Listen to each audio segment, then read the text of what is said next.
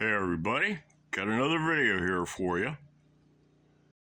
Well, it's better, but it's going to need some shim. It's still cocked a little bit towards the base side. Try slipping a piece of 1mm under the base side, see what happens.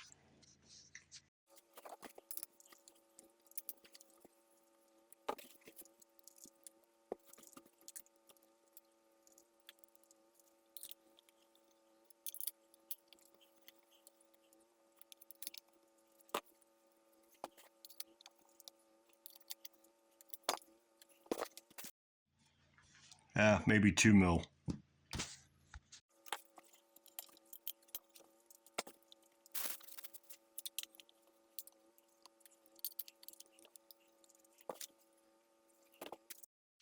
Yeah, I think that's got it. I don't know how well you can see it here, but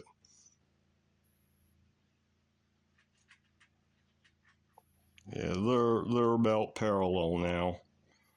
Maybe only go one, no, yeah, actually maybe only go 1.5 mil shim on the base side. Now looking at the neck alignment left to right here, this way, put the straight edge at the center of the nut, and I can go down here to where I've got my dot where I maintain my center line at the bridge and saddle lines, and if I line them up, it's about like that. And it's just a little to the right, just a little, it looks like. So I'm probably going to need to put some relief on the back side of the treble on the lower hole, and that'll allow the headstock to move to the left, or by allowing the heel to move to the right a little bit, ever so slightly, less than a mil. And then that'll take the air of that alignment, and then it's a question of the vertical alignment, and then the neck will be aligned up and down, left and right, and in the roll axis as well. This took care of the roll axis, or will, once I figure out everything that needs to be adjusted which way, and then I can put it all together that way. So yeah, this corrects for roll, and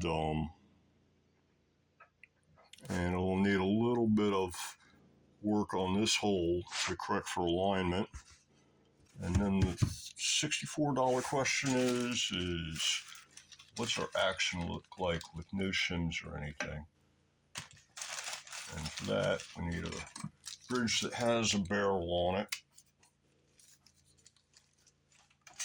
This one here that was missing a screw actually is not missing a screw. The barrel fell off it, but I found the barrel. What they did is they screwed the screw in past where the barrel goes. So it's in there, it's just way down in there, and I gotta bring it back out and then put the barrel on, then I can screw it down. All the rest of them seem to have the screws in the right place. So we slap this on here, and we're gonna need something. Here's our fret plane up here. And yeah, there's our saddle down there. We're gonna need a lot. Oh, 15 mil or something like that.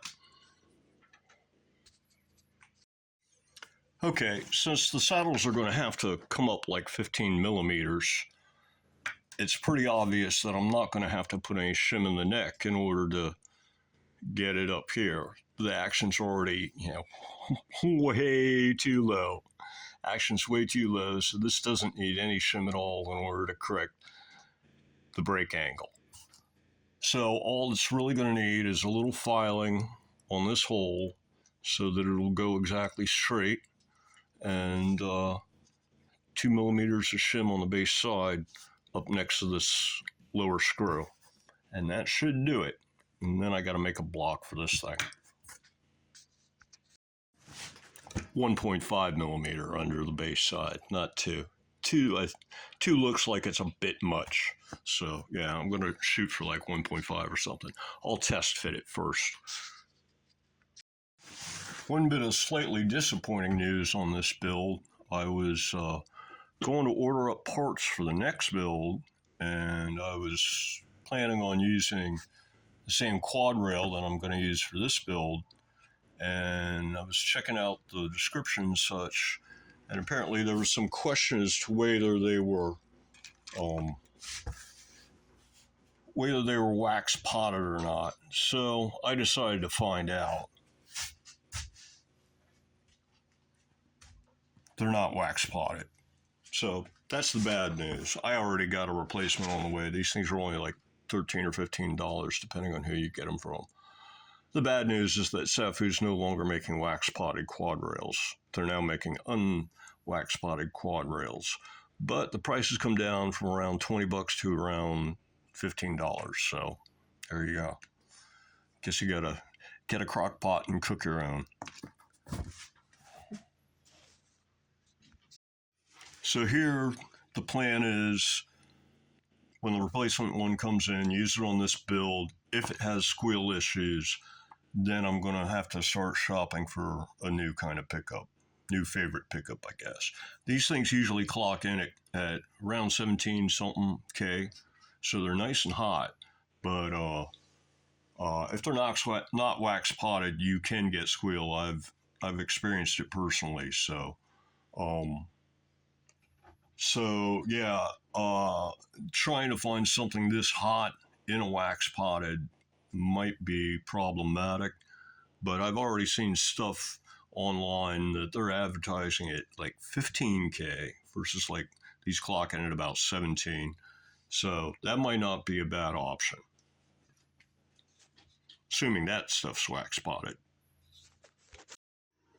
So the other option, other than using 1.5 mil of shim on the base side in order to force the neck to straighten up, would be to like chamfer or recess these. You can see the indentation where the insert, the collar at the end of the insert left an impression here. So yeah, another option would be to like recess these or chamfer them so that the inserts go all the way down into the body and the body sits flush against the neck itself. And that would probably force things flat. But first of all, there's not a whole lot of wood there to work with, and breakthrough is a definite issue.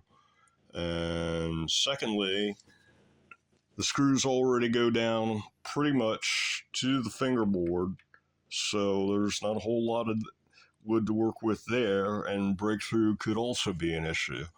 So yeah, that's the problem when you're building these minimalist guitars, is that sometimes things can get tight. So a little bit of shim right here where my thumb is will force the neck.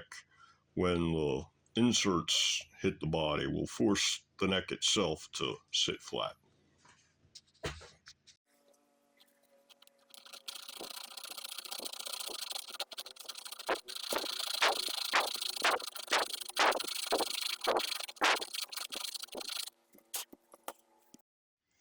So if you take a look right here, you can see how much I had to move that lower bolt hole over in the end in order to get the neck alignment left to right to work correctly. And everything's going to work correctly now, except for the fact that, well, the new bolt hole is over on this side. The chamfer for the old bolt hole is still over on this side. And when you torque it down, this chamfer pulls everything out of alignment. So it pulls it all that way. Well, no, sorry, the other way. It pulls it over this way. So yeah, I need to basically I need to chamfer this side. And then on this side, I'll like clean up the tape and probably hit that with a little bit of black paint, because that'll show beside the screw once it's all done. So to enlarge this chamfer here, The first tool that comes to mind is an X-Acto knife. And the X-Acto knife set burned in the shop fire, and I haven't replaced it. And another possibility would be a small gouge or chisel or something like that. But the gouge and chisel set also burned in the shop fire, and I haven't replaced them. So the only thing I'm really left with around here to work with is I've got just a regular construction razor knife, and I've got the little mini rasps, and I've got sandpaper, of course, and straight edge razor blades, and that's it. So I think I'll give this thing a try. I think I can flip the blade around. I don't have any spare blades or anything, so here goes nothing. Little hand carving time.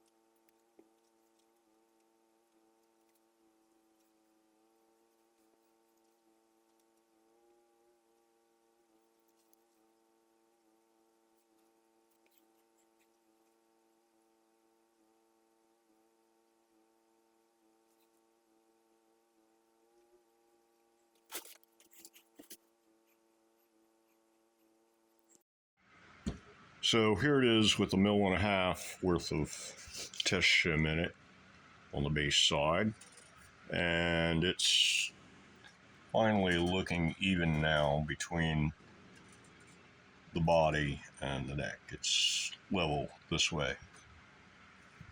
It's not rolling left or right any longer. So yeah, I'm going to make a 1.5 mil thick shim for the base side. And checking it for left to right adjustment, I've got that running down the center line of the neck, and my center line dot is right back here, and it lines up. So it's all good in the hood.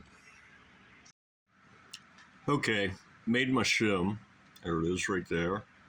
And let me set the camera back up.